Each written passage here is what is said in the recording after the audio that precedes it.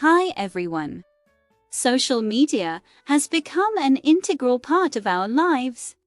It has made communication easier and faster, but it has also brought many disadvantages. In this video, we will talk about the disadvantages of social media and why we should be careful about using it.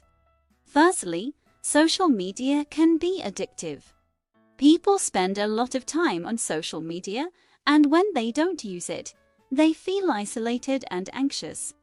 This addiction can lead to other problems, such as poor academic performance, job loss, and relationship problems.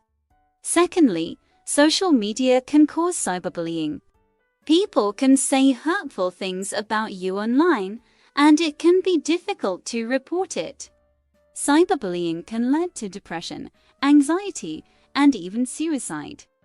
Thirdly, social media can spread misinformation. People can spread rumors and fake news on social media, and it can cause confusion and harm. It is important to verify the information before sharing it. Fourthly, social media can be a source of harassment and violence. People can find you on social media and stalk you, or they can even harm you physically. It is important to block and report anyone who is behaving inappropriately.